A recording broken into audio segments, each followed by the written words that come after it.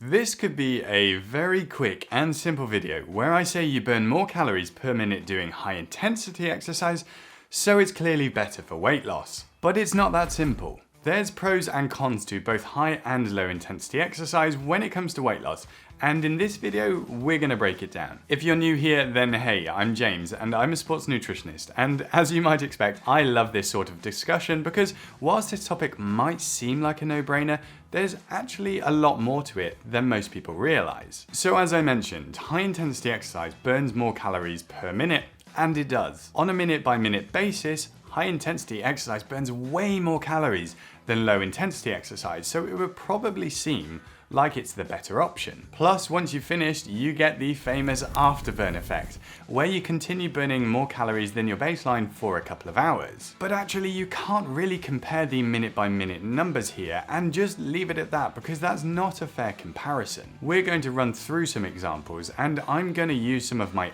own data here to explain the numbers. And first, let's look at just a minute by minute comparison of low versus high intensity exercise. I'm using my average bike power here to do this as it's a very quantifiable number. If I'm doing something like repeated high intensity bouts, then I can do minute intervals at about 330 watts.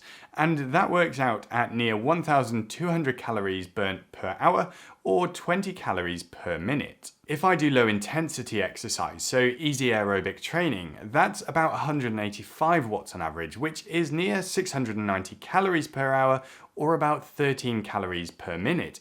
And clearly that's quite different. But now let's look at some real life examples and from a workout that I did. So let's say I did a classic 30 seconds hard, 30 seconds rest or easy effort, repeated 7 times, followed by a rest for a few minutes, followed by 2 more rounds. If I calculate my energy expenditure during this whole portion of about 25 minutes, it comes to something like 330 calories. This is a pretty normal time frame for the active hard efforts, and generally you don't do more than that. You certainly can't sustain that actual high intensity effort for anything like an hour's worth of exercise. And maybe now let's say you do a warm up and warm down each side to make a total of 30 minutes of exercise. So let's be generous and give another 70 calories, bringing our grand total up to about 400 calories for the 30 minutes. Now, let's compare this to low intensity exercise and see how the numbers work out. If I do 30 minutes of steady, easy aerobic exercise at about 185 watts, then I'll burn about 320 calories per 30 minutes compared to that 400 calories. But when we're talking about easy aerobic exercise, you generally do more than 30 minutes, maybe 45, maybe 60, maybe 90. And these are the calories that I would burn during those. So you can see that actually, whilst you might burn more calories on a minute by minute basis, you generally exercise for longer when you do low intensity training, which means overall you'll burn more calories. So I think a fairer way to think about it is a high intensity session versus a low intensity session, where you burn more calories in a low intensity session because of the duration. Now, whilst I think numbers are important, it's actually not all about that. For one, some of you might say, well, I only have 20 minutes to squeeze in some exercise, and so I'll burn more doing high intensity training. And yep, that's totally fair. But there are a few more things to consider in the whole high versus low intensity for weight loss debate. Firstly, and this is a really big one for me, how does high intensity training make you feel? I mean that on a few different levels. Is HIIT something that you look forward to? Or is it something you dread and you really have to psych yourself up to?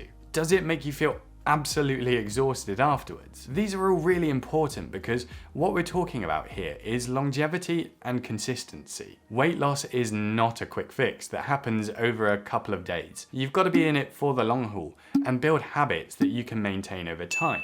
In my experience, high intensity interval training isn't often great for long-term consistency. You can't do it every day, or if you do, you're going to get sick of it, hate it, and want to quit after you've gutted it out a few more times. This is actually a concept that James Clear talks about in his book Atomic Habits, which if you're interested is an awesome read. To make habits stick, they've got to be attractive, and for many people, HIIT really isn't when it comes to weight loss. Compare that with genuine low intensity exercise, and it's totally different. You don't get that burning discomfort, the nausea, or have to psych yourself up to the same level to get it done. And depending on what it is, then you can watch something on your phone, text a friend, or heck, you could even make a call if you're doing genuinely easy aerobic exercise. And once you're done, you don't feel exhausted and like you can't even walk. You actually just feel great that you've exercised. And the best thing when it comes to weight loss? You can do more the next day without any issue. If you aren't constantly pushing yourself to exhaustion during high intensity training, then you'll find it easier to do exercise every day and make it a habit, which will make losing weight over the long term so much easier. Now, this is actually something which really resonates with me because it's something that my mum went through. She was doing high intensity training sessions with her personal trainer 3 times a week. To start with, it was kind of fun and novel for her. Then it started to get harder. She got a few aches and pains.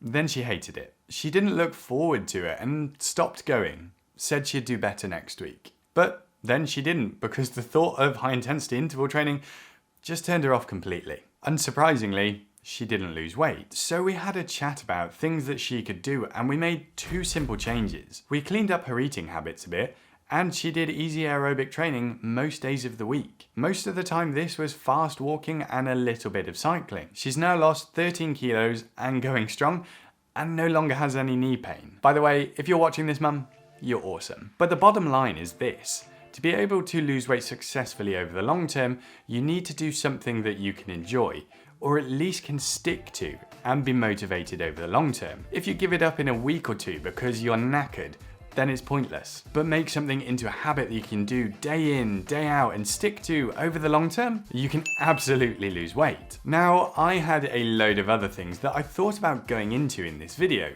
I thought about talking about the injury risk with HIIT, because it's definitely there, about the fact that it's more difficult to do HIIT in a calorie deficit because your carb stores are going to be lower anyway, and that your body is already under stress while trying to lose weight, so high intensity training just pushes that stress level further, and actually a few other topics too. But I decided maybe let's leave it there. This is a complex topic overall, but my honest opinion is that when it specifically comes to weight loss, low intensity training is generally better than high intensity training for numerous reasons. Now, there's not to say HIIT isn't worthwhile and that you shouldn't do it. If you can fit it into your training plan, enjoy it and not get injured, awesome, go for it. There are loads of benefits to high intensity training and I would encourage you to explore it.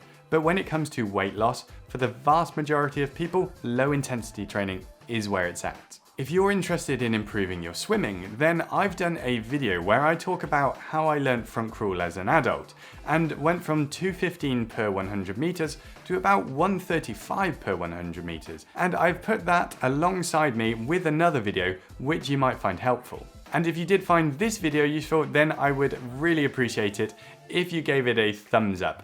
And subscribe and press the notification icon to stay up to date with everything that I release. And have fun with your training, and I will see you next time.